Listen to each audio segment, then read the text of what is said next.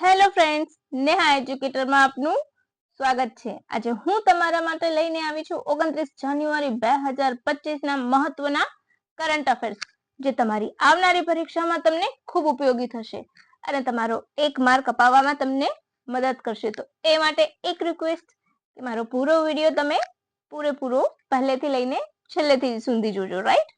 અને હા, બીજી એક વાત કે હું તમને એક્સ્ટ્રા ચીકપીક નહીં કરું, રાઈટ। ફક્ત ટુ ધ પોઈન્ટ માહિતી આપીશ। બહુ ઓછા ક્વેશ્ચન હશે પણ એકદમ ટુ ધ પોઈન્ટ અને ડિટેલ્સ સાથે, એ પણ તમે નોટ ડાઉન કરજો કે ડિટેલ્સ પણ હું આપીશ। બિનજરૂરી માહિતીનો ઢગલો લેક્ચર લાંબો કરવા માટે નહીં કરું। તો ચાલો શરૂ કરીશું, બિલકુલ પણ ટાઈમ બગાડ્યા વગર। પણ એ પહેલા મારા વિડીયોને લાઈક, શેર, સબસ્ક્રાઇબ જરૂરથી કરજો, જેથી તમારા ફ્રેન્ડ્સને પણ આ અંગે માહિતી પહોંચી શકે। અને હા, પીડીએફ પણ તમને મળી જશે આ વિડીયોની, રાઈટ। તો ફરી સૌથી પહેલા આપણો પ્રથમ પ્રશ્ન છે, જમ્મુ કાશ્મીર દ્વારા ચિનારના વૃક્ષને બચાવવા કયું અભિયાન શરૂ કરવામાં આવ્યું છે? Option A save Chinar, option B tree Aadhaar, option C Chinar for we, option D વૃક્ષ બચાવો। બોલો, તમને ખ્યાલ છે? હા, તો આપણો જવાબ અહીં આવશે ઓપ્શન બી ટ્રી આધાર, રાઈટ। કયો જવાબ આવશે? ટ્રી આધાર। જમ્મુ કાશ્મીરનું આ રાજ્ય વૃક્ષ છે, રાઈટ। આ નામ કોણે આપેલું છે? તો આ નામ મુગલ રાજા જહાંગીરે આપ્યું હતું। દાલ સરોવરના કિનારે નસીમ ચિનાર નામે ગાર્ડન બનાવ્યો હતો। શરદ ઋતુ આવતા તેના પાંદડા લાલ રંગમાં બદલાઈ જાય છે, જે પ્રવાસીઓ માટે આકર્ષણનું કેન્દ્ર બને છે। વૈજ્ઞાનિક નામ ઓરિએન્ટલ પ્લેન ટ્રી છે। ટ્રી આધાર મિશન હેઠળ દરેક ઝાડને QR કોડ લગાવવામાં આવશે અને જીઆઈ ટેગ પણ મળશે। લગભગ અત્યાર સુધી 28,500 ટ્રીની ગણતરી કરવામાં આવી છે। ચિનારના વૃક્ષની પૂર્વી હિમાલય ક્ષેત્રમાં જોવા મળે છે। જમ્મુ કાશ્મીરનું આ રાજ્ય વૃક્ષ છે, એનું મહત્વ તમને ખબર છે? તેની વુડન કાર્ડ આર્ટ છે, પેપિયર માશે કલા છે કે પછી ક્લોથ્સ ઉપર કરવામાં આવતી કળા હોય, તેમાં આ ચિત્ર ચિનારના વૃક્ષ અચૂક જોવા મળે છે। આ વૃક્ષને ડેવલપ થતા 30 થી 35 વર્ષ લાગે છે, રાઈટ। અને પૂર્ણતા પ્રાપ્ત કરતા 150 વર્ષ થાય છે। એની ઊંચાઈ 30 મીટર જેટલી હોય છે। ક્લિયર? તો કેવું લાગે છે ફ્રેન્ડ્સ? મસ્ત મજાની માહિતી છે ને? તો લાઈક જરૂરથી કરજો। કર્તવ્ય પથ ઉપર કયા દેશની સેનાએ પ્રથમવાર માર્ચ કર્યું છે? નેપાળની સેના, ઇન્ડોનેશિયાની સેના, અમેરિકાની સેના, કેડેટ સેના, એનસીસી કેડેટ। તો અહીં આપણો જવાબ આવશે ઇન્ડોનેશિયાની સેના। કેમ એ આવશે? તો તમને સૌને ખબર છે કે ઇન્ડોનેશિયાના પ્રમુખ અત્યારે ભારતની મુલાકાત પર છે, એટલે ઇન્ડોનેશિયાની સેના આવશે। કયા નંબરનો પ્રજાસત્તાક દિવસ હતો? તો 76મો ગણતંત્ર દિવસ હતો અને આ દિવસે બંધારણ સ્વીકાર કરવામાં આવ્યો હતો, એટલે ઉજવવામાં આવે છે। ઇન્ડોનેશિયાના પ્રમુખ આપણા ભારતીય રાષ્ટ્રપતિ દ્રૌપદી મુર્મુ સાથે ઉર્જા સુરક્ષા, સ્વાસ્થ્ય રક્ષા જેવી બાબતો પર ચર્ચાઓ કરશે અને ડીલ પણ થશે। હવે નેક્સ્ટ ક્વેશ્ચન, પીએમ દ્વારા 38મી નેશનલ ગેમ્સનું ઉદ્ઘાટન ક્યાં કરવામાં આવ્યું છે? Option A Uttarakhand, option B Goa, option C Meghalaya, option D Delhi. બોલો, તો તમને સૌને ખબર છે આનો આન્સર કે ઓપ્શન એ ઉત્તરાખંડ, રાઈટ। તો 37મી ગેમ ક્યાં યોજાઈ હતી? ગોવા। 39મી ક્યાં યોજાશે? પ્રસ્તાવિત છે, ઓફિશિયલી જાહેરાત કરવાની બાકી છે, તો મેઘાલયમાં, રાઈટ। હવે 38મી ગેમ છે, તો થીમ શું છે એની? તો ગ્રીન ગેમ્સ, રાઈટ। ક્યાં ઉદ્ઘાટન કરવામાં આવ્યું? તો દહેરાદૂન એનું કેપિટલ માં ઉદ્ઘાટન કરવામાં આવ્યું, મહારાણા પ્રતાપ સ્ટેડિયમ ખાતે। ટેગલાઇન સંકલ્પ છે શિખર તક। મેસ્કોટ મૌલી, તો મૌલી એ મોનલ પક્ષીથી ઇન્સ્પાયર થયેલું છે। મોનલ પક્ષી એ ઉત્તરાખંડનું રાજ્ય પક્ષી છે અને જમ્મુ કાશ્મીરનું રાજ્ય વૃક્ષ પૂછી લે તો ચિનાર। ક્લિયર? ઘણી વખત વન લાઇનરમાં આવી રીતના અંદરથી જ પૂછાઈ જતું હોય છે। જો તમે ડિટેલ તૈયાર કરી હોય તો તમને ફટાફટ યાદ આવી જશે કે હા, અમે અહીંયા આ ક્વેશ્ચન, આ વસ્તુ મેં અહીંયા રીડ કરી હતી અને તમે આન્સર સરળતાથી ટીક કરી શકશો, રાઈટ। હવે નેક્સ્ટ ક્વેશ્ચન, સ્વતંત્ર ભારતના માં યુસીસી લાગુ કરનાર પ્રથમ રાજ્ય કયું છે? Option A Uttar Pradesh, option B Gujarat, option C Uttarakhand, option D Karnataka. તો આનો જવાબ તો તમને સૌને ખબર છે, રાઈટ? આ પ્રશ્ન તો આપણે બહુ પહેલેથી તૈયાર કરીએ છીએ. તો અહીં આપણો જવાબ આવશે option C Uttarakhand, right? Uttarakhand. Clear? UCC તો યુનિફોર્મ સિવિલ કોડ, સમાન સિવિલ ધારો કયા આર્ટિકલ હેઠળ આવે છે? આર્ટિકલ 44. ભાગ 4 રાજ્ય નીતિના માર્ગદર્શક સિદ્ધાંતો, ડિરેક્ટિવ પ્રિન્સિપલ, રાઈટ? હવે આ કોડના આપણે અમુક મહત્વના પોઈન્ટ્સ જોઈશું. તો શું છે? તો આ કોડમાંથી આદિવાસી સમાજને બહાર રાખવામાં આવ્યો છે, રાઈટ? હલાલા તલાક જેવી પ્રથા સંપૂર્ણપણે પ્રતિબંધિત કરવામાં આવી છે. મહિલાઓને સંપત્તિ અને વિરાસતમાં સમાન અધિકાર મળેલા છે, રાઈટ?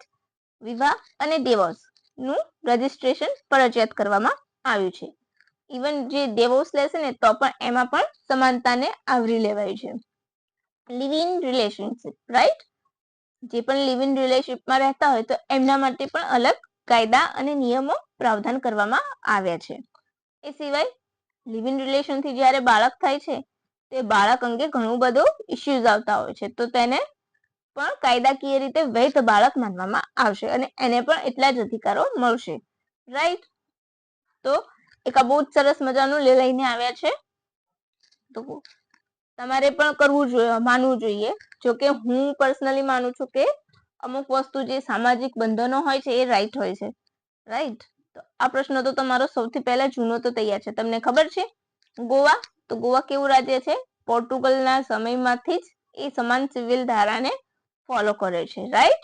સૌથી વર્ષો જૂનું તમે કહી શકો તો વર્ષો જૂનું આ છે. પછી તાજેતરમાં મુખ્યમંત્રી ભૂપેન્દ્ર પટેલ દ્વારા ચલો કુંભ ચલે યાત્રા શરૂ કરવામાં આવી. તો ક્યાંથી શરૂ કરવામાં આવી છે? Option A Ahmedabad, option B Vadodara, option C Bharuch, option D Gandhinagar. જવાબ ફૂટી ગયો. Option D Gandhinagar, right? ક્યાંથી શરૂ કરવામાં આવી છે? ગાંધીનગરથી. ગાંધીનગરના સર્કિટ હાઉસથી આપણા ભૂપેન્દ્ર પટેલ મુખ્યમંત્રી, રાઈટ? એમણે ગ્રીન સિગ્નલ આપ્યું, હરી ઝંડી આપીને યાત્રા શરૂ કરી. પરિવાર સહિત યાત્રા સરળ કરવા માટે જેમ બને એમ વધુ વોલ્વો બસ ઉપલબ્ધ કરાશે. તમને ખબર છે એના માટે રહેવાની સુવિધા પણ સરકાર તરફથી પ્રોવાઈડ કરવામાં આવશે, જેથી તમને યાત્રામાં અસુવિધા ના પડે. પ્રતિ વ્યક્તિ 8,000 નું ભાડું, 3 રાત્રિ અને 4 દિવસનું પેકેજ રહેશે. જીએસઆરટીસી અને પ્રવાસ નિગમનું સંયુક્ત આયોજન છે, સંયુક્ત સાહસ છે એમ પણ તમે કહી શકો છો, રાઈટ? ગુજરાત સ્ટેટ બોલો ગુજરાત રાજ્ય પરિવહન નિગમ, ગુજરાતીમાં આપણે એમ જ કહીએ છીએ ને, તો right road transport service Gujarat સ્ટેટની, રાઈટ? તો એમનું આ આયોજન છે. તમને ખબર છે બીજું કે કુંભ મેળો? તો મહાકુંભ ક્યાં યોજાય છે આ વર્ષે? પ્રયાગરાજ. કેટલા વર્ષ બાદ? 144 વર્ષ બાદ. કેટલા વર્ષ બાદ? 144 વર્ષ બાદ યોજાય છે. તમને ખબર છે પ્રયાગરાજ? તો પ્રયાગરાજને તીર્થોનું રાજા કહેવામાં આવે છે, કે સૌથી બેસ્ટ તીર્થયાત્રા કરવી હોય તો પ્રયાગરાજ કરો તો ઘણું બધું આવી જાય, કારણ કે એ તીર્થોનું રાજા કહેવાય છે. ગંગા. અચ્છા, પ્રયાગરાજ કઈ નદીના કિનારે કુંભ મેળો ભરાય છે? ગંગા, યમુના, સરસ્વતી. લુપ્ત થયેલી છે સરસ્વતી. દર 12 વર્ષે કુંભ મેળો ક્યાં ભરાય છે? તો દર 12 વર્ષે પ્રયાગરાજ, હરિદ્વાર, ઉજ્જૈન અને નાસિક. પ્રયાગરાજમાં તો મેં તમને કહી દીધું કે ક્યાંથી શરૂ થયું છે. પ્રયાગરાજમાં કઈ નદી? તો એ આવી ગઈ. હરિદ્વાર પૂછે તો ગંગા નદીના કિનારે. ઉજ્જૈન, ક્ષિપ્રા, નાસિક, ગોદાવરી નદીના કિનારે ભરાય છે, રાઈટ? કુંભ મેળો. અર્ધકુંભ પણ ભરાય છે. અર્ધકુંભ એટલે 6 મહિને જે કુંભ મેળો ભરાશે એને શું કહેશે? અર્ધકુંભ. મહાકુંભને અત્યારે અસ્થાયી રૂપે નવો જિલ્લો યુપીની સરકારે જાહેર કર્યો છે, એ પણ તમે લખી શકો છો. પોષી પૂનમથી શરૂઆત થઈ હતી કુંભ મેળાની. ક્યારથી? પોષી પૂનમની. અને એવું કહેવાય છે કે લગભગ 40 કરોડ લોકો અહીં મુલાકાત લેશે, રાઈટ? અને કુંભ મેળો કેમ ભરાય છે? તો સમુદ્ર મંથન વખતે અમૃતના જે અમુક ટીપાઓ પૃથ્વી પર પડ્યા હતા એની યાદમાં કુંભ મેળો ભરાય છે, રાઈટ? બ્રહ્માએ પ્રથમ યજ્ઞ ક્યાં કર્યો હતો? તો એ પણ પ્રયાગરાજમાં. રાઈટ. તો કેટલા બધા પોઈન્ટ્સ છે કે જે તમારી પરીક્ષામાં પૂછાઈ શકે છે એમ જ, રાઈટ. તો ચલો મસ્ત મજાનું લાઈક તમે મને આપી દેજો. અને હા, આની પીડીએફ તમને નીચે ડિસ્ક્રિપ્શન બોક્સમાં હું લિંક શેર કરી દઈશ, જેથી કરીને તમને શોધવાની મુશ્કેલી ના પડે, અને રીડ કરવું હોય તો તમારે ફટાફટ એક વખત રિવિઝન પણ થઈ જશે, રાઈટ. ચલો નેક્સ્ટ ક્વેશ્ચન.